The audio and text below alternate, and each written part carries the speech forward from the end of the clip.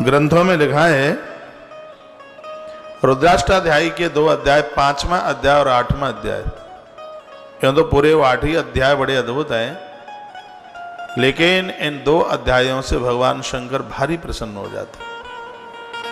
दोनों अध्यायों को संपुटित लगा करके यदि अभिषेक कर दिया जाए तो इसको नमक और चमक कहते हैं। नमक में आता है 5वां अध्याय और चमक में आता है 8वां अध्याय। 8 अध्यायों के साथ भिद द्वारा से इन 2 अध्यायों का पाठ जोड़ दिया जाता है तो इससे बड़े प्रसन्न हो जाते हैं। फिर वो अभिषेक नमक और चमक के रूप में हो जाता है। इस साल रुद्राष्टमी शिव महारात्रि को नमक चमक से अभिषेक कराया था। टाइम बहुत ज्यादा लगता है, लेकिन भगवान शिव अति प्रसन्न होते हैं। पुरुषुक्त के द्वारा भी प्रतिदिन जो भगवान का अभिषेक करता है, भगवान शंकर तीनों कालों में उसको सुरक्षित रखते हैं, भूत, वर्तमान और भविष्य।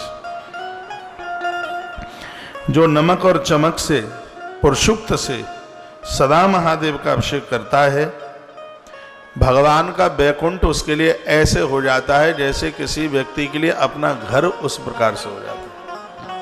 अपने घर में कोई जावे तो उसको कोई रोक नहीं सकता, उसके लिए तो दरबार खुला है, चाहे जब आए चाहे तब जाए। कितना सुंदर लिखा है। जो नमक और चमक से भगवान का अभिषेक करते हैं, वंदन करते हैं, हरि और हर का धाम उन भक्तों के लिए अपने घर की तरह हो जाता है। जैसे अपने घर में कोई रोक नहीं सकता, उसी प्रकार से महादेव और भगवान नारायण के यहाँ जाने से उस भक्त को कभी कोई रोक नहीं सकता। इतनी बड़ी महिमा है। अब इतने पर भी यदि आप अभिषेक ना शुरू करें भगवान का, तो फिर तो यही लगेगा कि कहीं पुण्यों में छीणता है। मुझे आपसे कोई लोभ नहीं है, प्रलोभन नहीं है, बिल्कुल। मैं आपसे अपनी बात नहीं मनवाना चाहता हूं। मैंने वेद में, ग्रंथों में, उपनिषदों में सार गर्वित भगवान महादेव की आराधना और उनके रुद्राभिषेक की महिमा पढ़ी है।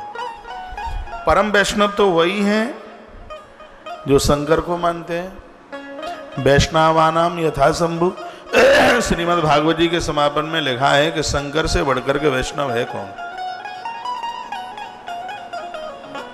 नहीं है कोई। और भगवान नारायण ने, विष्णु ने तो यहां तक कह दिया, कोई भले ही मेरा कितना भी बड़ा भक्त क्यों ना हो, यदि वो शंकर को नहीं मानता तो मेरी भक्ति उसके पास कभी नहीं आ सकती।